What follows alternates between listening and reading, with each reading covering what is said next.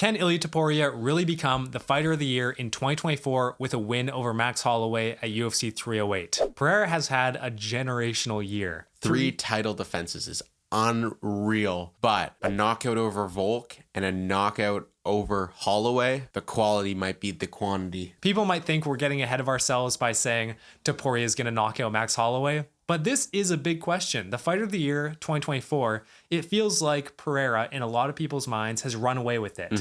But I think Ilia Topuria has a really good shot if he KOs 2 of the biggest names in the hardest division. 2 top 15 fighters of all time, and in the current deepest division in our eyes. Like, we are so high on this featherweight division about how stacked it is. It's easier said than done for him to knock out Max. Neither of us think that he will knock out Max. It's the UFC. You never know what can happen, you know? We both have, if Ilia's getting it done, it's likely by the distance. Which is crazy. I think a lot of people have in their minds, oh, Ilia is the most powerful puncher in the division, which yes, he probably is. But on the other side of the equation, you have Max Holloway, who has the best chin probably in the UFC right now, never been knocked down in his over 7 hours of octagon time. How crazy is that? By the time Holloway retires, he's going to have the most time spent inside the cage. He's going to have the most fights in UFC history. He's going to have all of these records, and he hasn't been knocked down.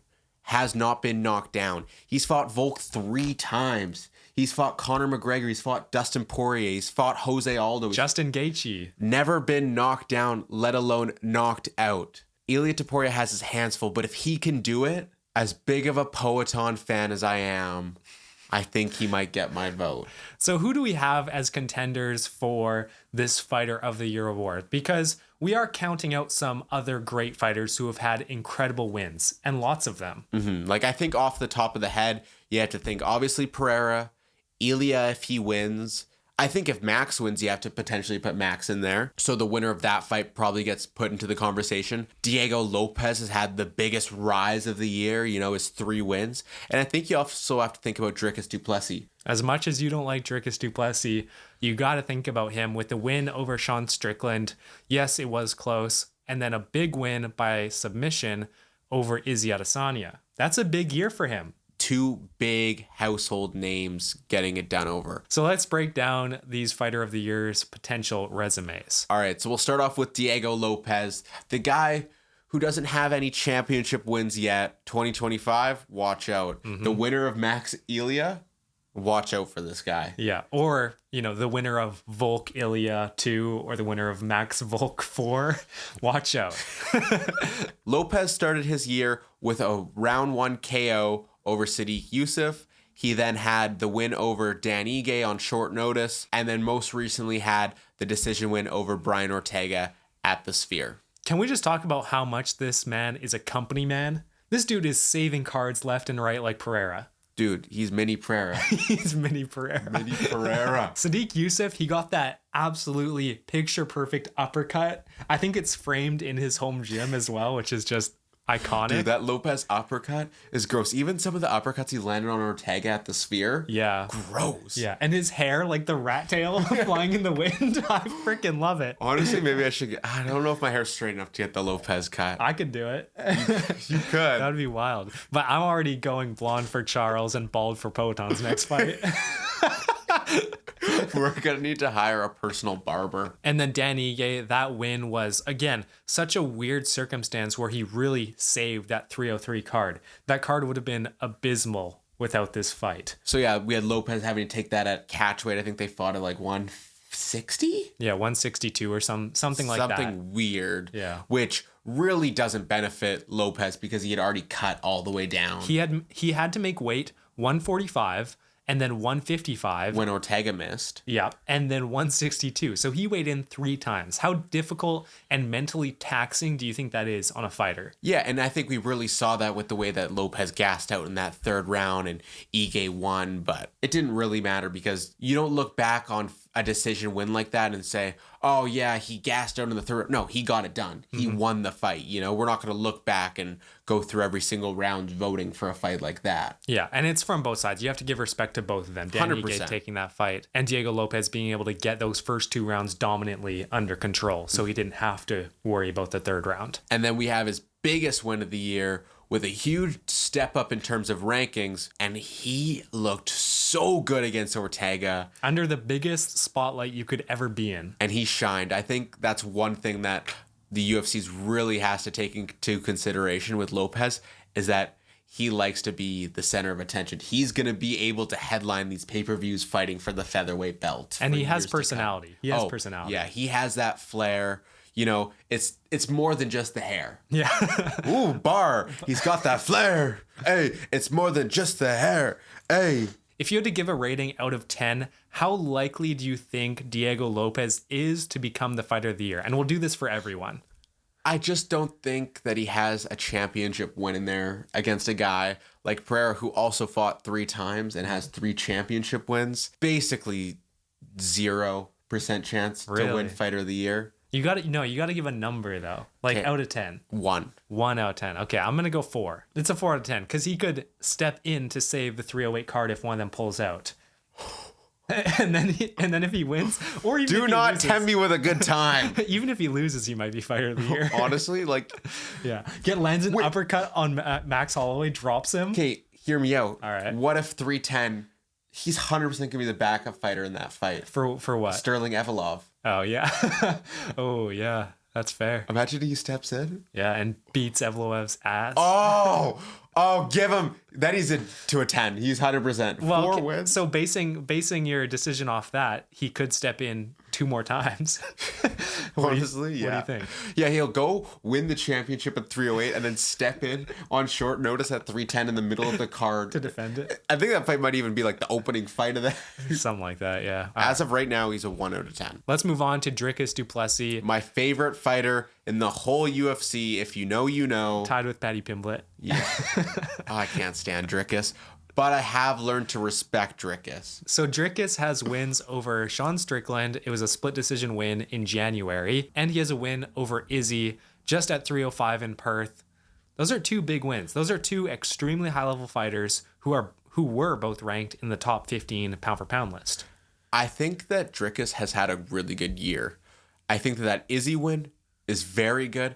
I just think that the Sean win is a little bit tainted because of the controversy around the judging in that fight. Yeah. With it being so close, I don't think it does as much for him. No, that's true. If he went out there and KO'd Sean, I think we'd be having a more serious conversation. Or had a unanimous decision over Sean. Yeah, but even then, I think these Fighter of the Year performances, they need to be performances. He can't just go out there and match Sean. He needs to go out there and beat Sean. But if it was like a 49-46 decision, just domination. Yeah, that's fair. The split decision really doesn't do that much for Dricus. No, it doesn't. But Izzy is his main big win this year. But that alone, I don't think is enough to carry him to a Fighter of the Year conversation. No, but he's definitely someone you have to consider. Yeah, and who knows? Maybe next year, if he defends against either the winner of Rob... Oh, well, first, he has to defend against Strickland. In probably January, February, and then he has to defend against winner of Whitaker, Shemaev, and then he defends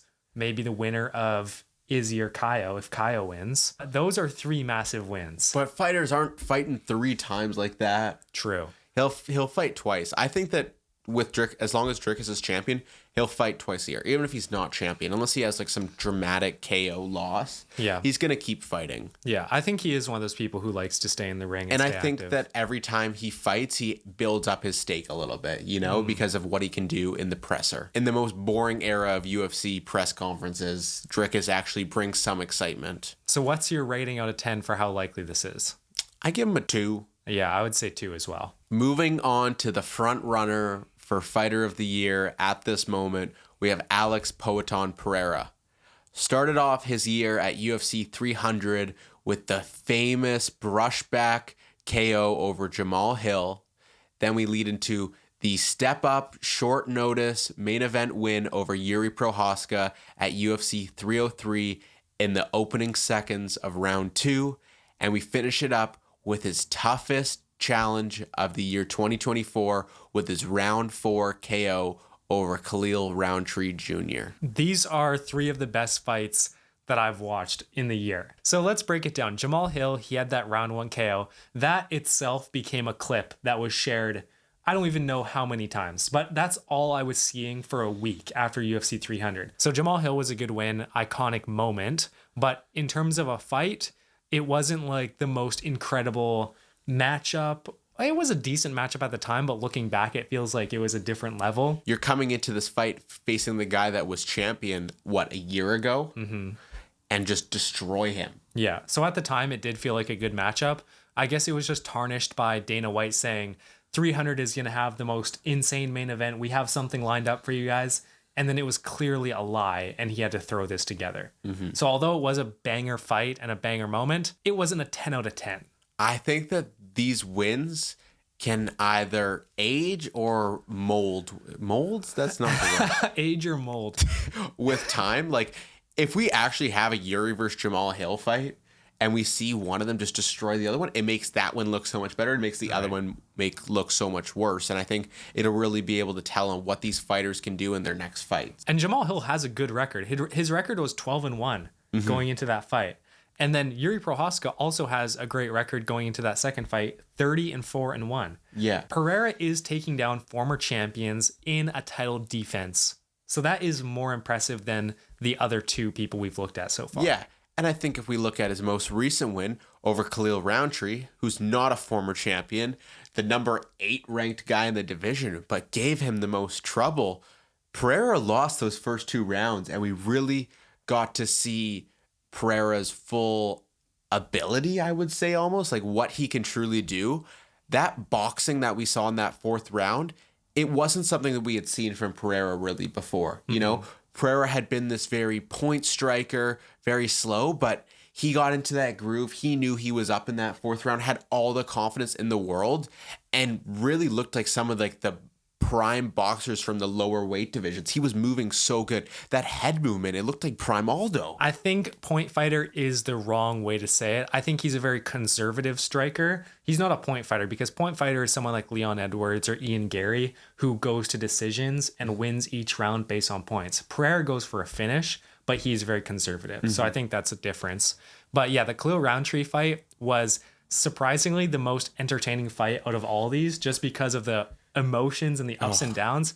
And I hate that people diminish this win because Khalil Roundtree is still ranked 8. I hope Khalil Roundtree goes on to become a champion, and then people can realize how good this win is. I hope he goes and beats Jamal Hill. Exactly. Oh, please. Yeah. That's all I want for Christmas. And finally, on to the guy that this video is all about, Ilia Topuria. He has the iconic knockout over Alexander Volkanovski at UFC 298, and he's fighting Max Holloway at UFC 308. If he truly can knock out Max Holloway, he can have that Fighter of the Year award. If he knocks out Max Holloway, he can have the Fighter of the Year award. That's what you're saying. He has my vote. Okay, he has your vote. Let us know in the comments, if Max Holloway gets chinned by Topuria, does he have your vote over Pereira or whoever you have if it's not Pereira? It's interesting because I think that Pereira did more for the UFC this year. I think that that's part of what you have to look at with Fighter of the Year. He saved 3 cards.